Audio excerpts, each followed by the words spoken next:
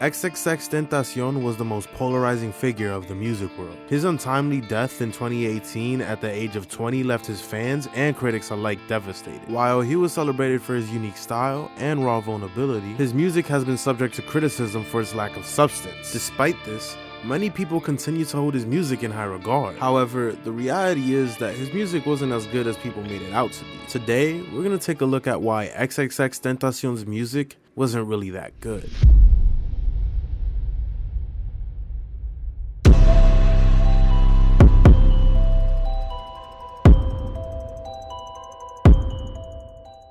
Now, before we really get into this video, I'd just like to say that I myself am a huge X fan. I started listening to him once Look At Me blew up and instantly fell in love with his character and music. I even used to have a playlist of X videos that I used to watch over and over again when I got bored. And I have his broken heart tattoo on my right wrist. So I do have love for him, but at the end of the day, I gotta keep it a buck.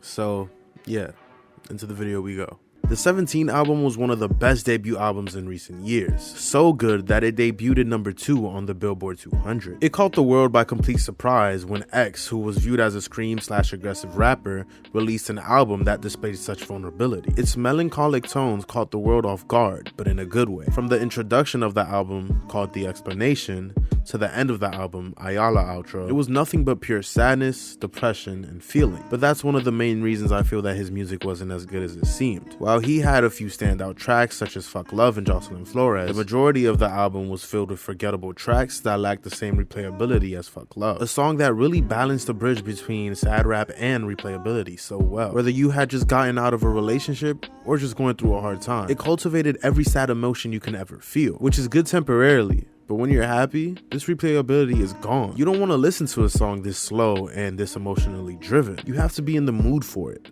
And this hurts X's music so much. The Question Mark album was Jose's next album. And with the amazing feedback from fans and critics alike, he introduced a few new songs that replicated the formula of tracks off of his 17 album, but this time adding a few different types of music. The Question Mark album was a display of his versatility. Not one song sounded the same, and everything surprised you. It was almost impossible to believe that X was able to pull off so many different styles of music, which, unfortunately, it leads me to my next reason.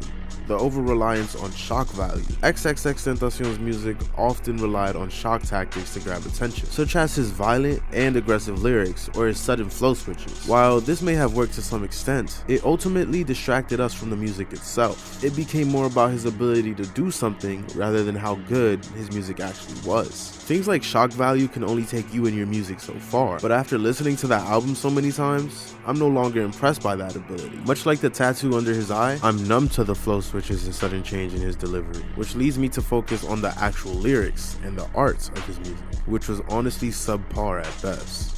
Next, we're going to take a look at A Ghetto Christmas Carol. We are going to use this as an example to support my claims, only because this was the last project X truly got to work on before his death. The other ones don't really count. Though not being an album, but an EP, A Ghetto Christmas Carol once again displayed his ability to switch flows and tones in a dime. And after the success of his last 2 albums, the world was on their feet when X dropped a surprise EP, which makes way for my next reason. The hype surrounding XXXTentacion's music was heavily influenced by recency bias. Though that's one of my favorite experimental projects ever released by any artist, it truly wasn't all that special. Now, I know this was an experimental project, and artists experiment with experimental projects, but I personally feel like it receives way too much praise. It was just another showcase of his ability, and quite frankly, the only reason it's loved by so many fans is because at the time, his name was everywhere after releasing 2 critically acclaimed albums. But looking back now, it was just because he had such recent success, which supports my claim of recency bias being the leading factor. While X's music had its moments, it failed to do a lot of things. Though his style and vulnerability may have resonated with many, it is important that we approach his music with a critical eye and not simply accept it at face value. But that's just what I think, and apparently what I think doesn't matter. So if you have something to say it in the comments below, because I know damn well y'all don't care about what I think.